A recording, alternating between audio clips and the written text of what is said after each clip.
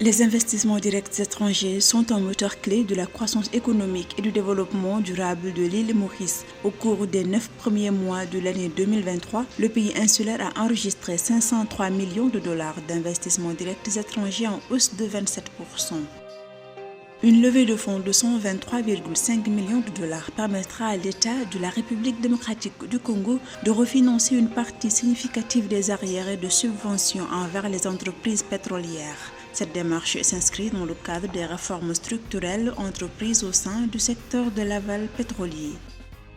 Le gouvernement du Libéria, le groupe Gouma Africa et la société d'exploration minière américaine High Power Exploration vont développer conjointement le Liberty Corridor d'une valeur de 5 milliards de dollars. Il s'agit de la construction d'un nouveau corridor reliant la Guinée et le Libéria.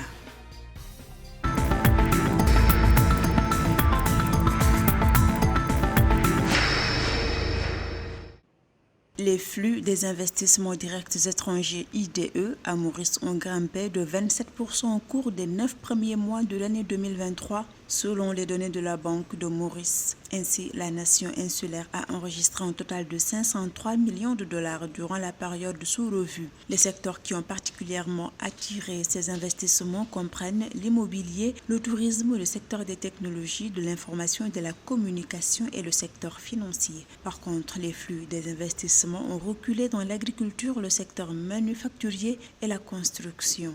Les secteurs qui ont contribué à l'augmentation des investissements directs étrangers en île Maurice sont au nombre de 5. L'immobilier, l'outsourcing, les services financiers et les assurances. Les investissements directs étrangers sont extrêmement importants pour un pays comme l'île Maurice. Il y a déjà au préalable des infrastructures qui ont été bâties pour accueillir ces opérateurs économiques étrangers.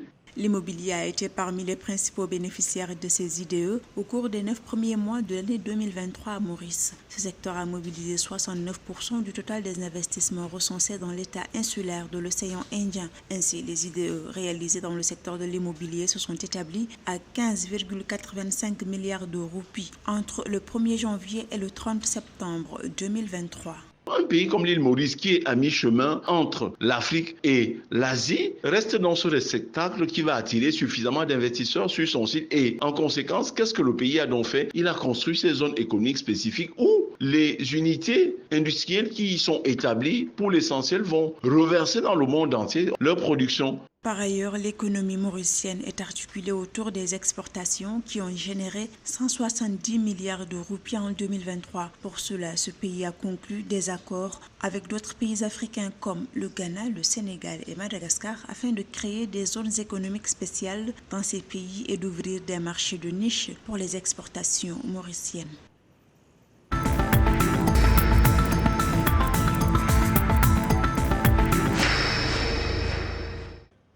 L'État de la République démocratique du Congo a mobilisé une enveloppe de 123 millions de dollars dans le cadre d'une démarche globale d'assainissement et de rationalisation des subventions pétrolières. Cette levée de fonds substantielle auprès des banques locales vise à refinancer une partie des arriérés de subventions accumulées en 2022 et 2023. Le gouvernement congolais envisage ainsi de garantir une gestion plus efficace et plus transparente des ressources financières publiques du pays.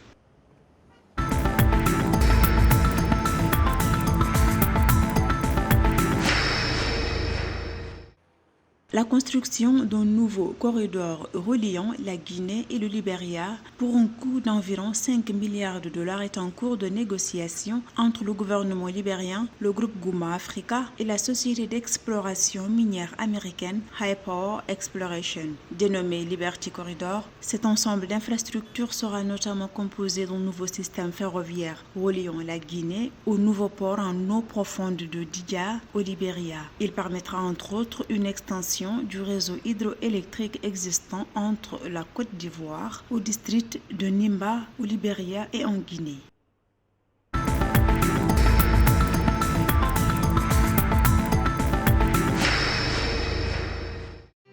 Le Kenya a signé un certain nombre d'accords avec des entreprises japonaises en vue de développer les secteurs de l'énergie et de l'automobile du pays africain. Il convient de noter que ces accords sont susceptibles de mobiliser environ 620,7 millions de dollars d'investissement, principalement dans les secteurs de l'énergie verte et de l'assemblage automobile. Quant aux aspects financiers des accords, ils comprennent 94 millions de dollars pour le parc éolien de Meru, 50,2 millions de dollars pour celui de l'énergie solaire d'Isiolo, 5 millions de dollars pour l'investissement initial de Chika Kenya Véhicule Manufacture, 470,22 millions de dollars pour l'usine géothermique de Menengue et la promotion des véhicules électriques.